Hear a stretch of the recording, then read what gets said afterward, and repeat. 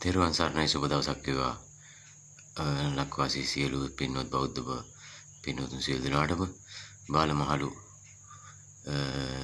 සියලුම වයස්වල පින්වත් දරු දරියනේ අම්මේ තාත්තේ මට වඩා වයසින් වැඩි සියලු දෙනා මට අම්මෙක් තාත්තෙක් ඒ වගේම මමත් තාත්තා කෙනෙක් වහලට මත් මගේ ජීවිතේ මේ තාක්කල් මම තරම් දුක් විඳපු කෙනෙක් නැතුව ඇති මේ ලෝකයේ තුල ඒ වගේම ඒ දුක් විඳින්නත් හේතුවත් සමහරක් අවස්ථාවලදී මා විසින් කරන මා විසින් පොළඹවන ලද යම් අඩලු කුඩුකම් හෝ වැරදි ක්‍රියාමාර්ග බව මම හොඳින්ම දන්නවා. ඒ වගේම නිසි කාලේ එනකොට ඇයි අපේ ජීවිතේ අපිට නොතේරෙන දේවල් පසු කාලයකදී කිසිම අවවාදයක් අනුශාසනාවක් නැතුව කොහොමද අපි සිහියට එන්නේ? මා මෙතනදී නේද මට වැරදුනේ ජීවිතේ?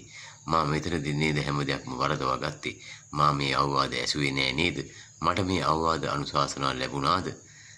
ඒ කාලයේදී ඒ හැම දිනෙකම හැම දෙයකින්ම නොතේරුම් වෙන තත්ත්වයක හිටියාද කියන එක.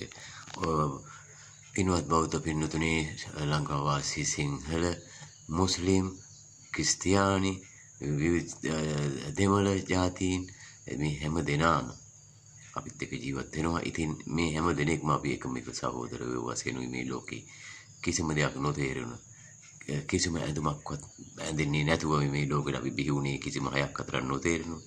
ඒ කාලේදී අපේ දෙමාපියන් ඇසුරින් අපේ දෙමාපියන්ගේ හරිය මහන්සියෙන් උන්ගේ ලේ කඳුළු වලින් අපි හැදිලා වැඩිලා උස්මහත් වෙලා ජීවිතයේ එක් අවස්ථාවලදී එක් දේවල් වලට මුහුණ දුන්නා. ඇත්ත වශයෙන්ම ජීවිතේ ආගම දහමින් වගේම පාසල් අවධියේදී ගුරුවරුන්ගේ අවවාද අනුශාසනා යම් අවස්ථාවලදී ලැබුණ දේවල් අමතක වීම අද ලෝකයේ දිහා බලන විට මොතනදී අපිට වැරදුනේ? අද ඔබලට පේනවා ඇති නවීන යුගයක්, ඉලෙක්ට්‍රොනික යුගයක් ජීවත් වෙන යුගයක්. දවසින් දවස විවිධ දේවල් වෙනවා. ලෝක යුද්ධයක් පවතිනවා. ඒ යුද්ධවල නවතින්නේ නැහැ. නියෂ්ටික ආයුධ භාවිතා කරමින් අභ්‍යවකාශය බය කරමින් වායු කූලයට මුදාහරණ විෂ වායු වර්ෂාව අඩුවීම, දැඩි නියඟය, ගස් කොළන් කපා දැමීම, පාලනීය වශයෙන් රටවල පාලකයන් විසින් කරන විවිධ අඩන්තේට්ටම්, අහිංසක වැසියන්ට දෙන දැඩි ක්‍රියාමාර්ග, ආර්ථික අහේනි, මේ හැම දෙයකටම බලපෑම් ඇති වුණේ අප විසින්ම කරගන්නා වූ ඊර්ෂ්‍යාව, ක්‍රෝධය, වෛරය සහ මා පමණි ජීවත් විය යුත්තේ යන හැඟීම නිසායි. ඔබලට පේනවා ඇති ධනපතිවාදය ධනය මාහට විතරයි. අන් අයෙක් මට වඩා උසින් අවුතු විනාශ කළ යුතුයි. එවැනි ප්‍රතිපත්තිවල සිටිනා මේ ලෝකයේ තුල අද හොඳටම පින්වත් බෞද්ධ පින්වතුන්ට පේනවා ආගම දහම පවා ඊටමත් ශ්‍රේය වීගෙන ආගම දහමේ සිටින්නන් පවා නොඑක් විවිධ පැතිවලින් මුදල් හම්බ කිරීම, දේශපාලනයේ වශයෙන් දේශපාලකයන්ගේ ක්‍රියාමාර්ග, මා පමණි ජීවත් යුත්තේ අනුන්ට වඩා මා යහපත් ජීවිතයක් ගත කළ යුතුයි. පුංචි කාලේදී අපි අපේ දරු දැරියන්ට මේ දේ අවවාද වශයෙන් දුන්නා නම්, එදා මට ඒ අවවාද අනුශාසන ලැබුණා නම්, ඒ අහිංසක දෙමාපියන් අපි බැලලා වැඩක් නැහැ. මෙහෙමයි ආදරණීය පුතේ දුවේ, මා ජීවිතේ මට වැරදුන තැන් අද මාව අපට දෙනවා. මෙන්න මේ මහඟු අවවාදේ. පුංචි කාලේදී බාලාංශ පන්තියේ ඉඳලා බාලාංශ පන්තියෙන් පස්සේ මොන්ටිසෝරි පුංචි ඒ මොන්ටිසෝරි දුවල්ට 6-4ක් තේරෙන්නේ නැහැ. බාලාංශ පන්තිය අවසන් වුණා. ඒතකොටත් ඒ තරම් තේරීමක් අඩුයි.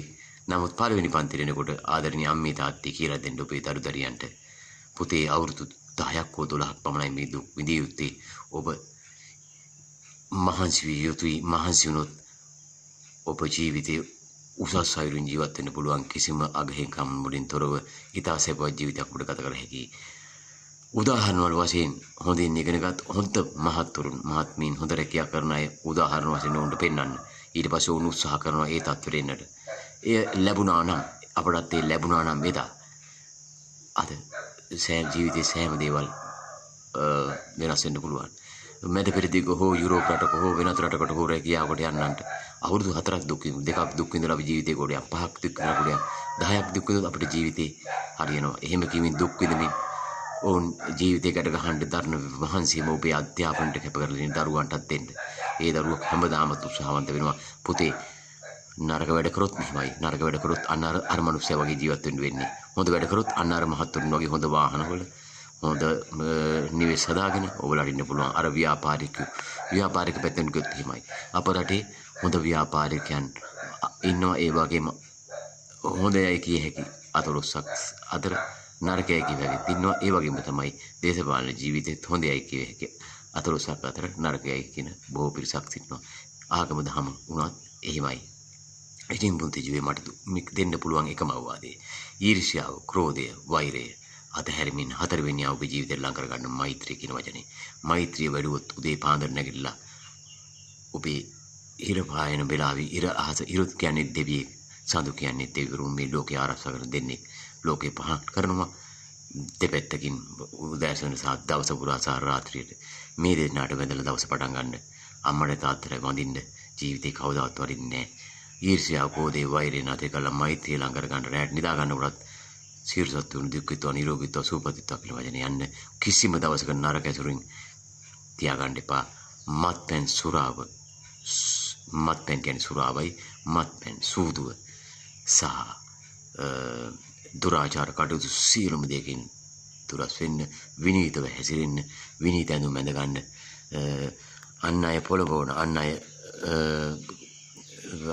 සිත් වෙනත් අතකට යොමු වන ආදරණීය දුවරුන්ටයි මම මේ අවවාදය ආරම්භ පුතුන්ට අවවාදය. එවැනි ඇඳුම් ඇඳලා බස් එක්කවත් යන්න එපා. ජීවත් වෙන ලස්සන ඇඳුම් අපේ රටට ගැලපෙන ඇඳුම් අඳින්න. යුරෝප ප්‍රමිති ජීවත් වෙන්න එපා. විදේශගතවලා අම්මා දිනවලු දුවට ටියුෂන් පන්තිකට හෝ රැකියාවකට යනකොට උපත් පාලන වගේ දේවල් දෙන රටවල් තියෙනවා අපේ ලෝකේ.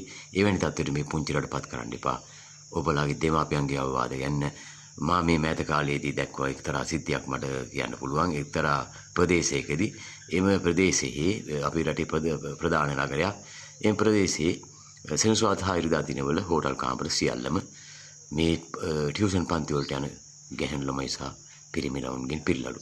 ඉතින් මේ තත්ත්වයටපත් වුණාද 70 60 දශකයේ සහ මේ 2020 දශකයේ පුරාවට මේ 2020 60 සිට ඒ යුගයත් මේ යුගයත් දිහා බලන්න අහසට පොළොවෙන් වෙනස් වුණා.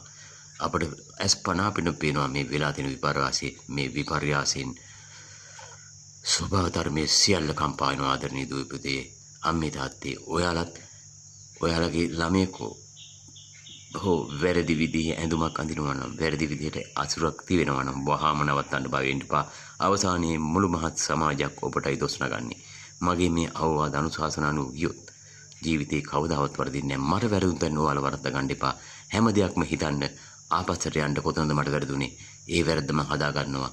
ග්‍රහාපල ඒ වගේම දේවාල ග්‍රහාපල අනේ මට ග්‍රහාපල අනේ මට ආරාපල මේ අපලේ කිමින්නේ පිටපතන්ටවා හැකි හැම විටම බෝධින් වහන්සේගේ අවවාද අනුශාසන අනුව ඒ බෝධින් වහන්සේ දලදා වහන්සේ ජයශ්‍රීමා බෝධින් වහන්සේ අපේ ආගම ඔබ ආදාන කුමන ආගමක් බෝවා ක්‍රිස්තියානි ආගම මුස්ලිම් ආගම හැම ආගමකම ශාස්ත්‍රීයව පවසලා තියෙන එක දෙයක්. ඒ අනුගමන කරන ජීවිතේ කිසිම දෙයක් වර්ධින්නේ නැහැ. මම මේ ගමන යනවාමයි.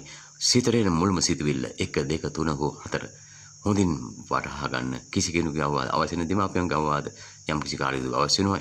වැඩි විදිහට වුණාට පස්සේ තමන්ගේ අවවාද අනුව යනවා. තමන්ගේ අදහස් අනුව වැටු කරනවා. 1 2 3 පළවෙනි සිතුවිල්ල බලන්න. ඔබට හිතට එනවා උඩුසිත සහ යටිසිත. උඩුසිතට එන සිතුවිල්ල සහ යටිසිතට එන සිතුවිලි දෙකම ක්‍රියාත්මක කරමින් බලන්න. උඩුසිතෙන් හිතනවා මට මේ ගමන ගියොත් අද හරියනවා. යන්න බලන්න. හරියනවා. 2 3 4න් පස්සේ ඒ සියල්ලම පස්සට දමන සිතුවිලි එන්නේ. ඒ අනුව කටයුතු කරන්න ඔබට කවදාවත් වරදින්නේ නැහැ. ආදරණීය දරුවා දරියනේ ආදරණීය අම්මේ තාත්තේ මගේ මේ අවවාද හොඳ නම් පහතින් ඔබේ අදහස් පිළිබඳ යමක් පවසන්න මම මේ සතුටින් බාර ගන්නවා. මේ ඉන්නේ මතු බුදුන් මෛත්‍රී බුදුන් වහන්සේ.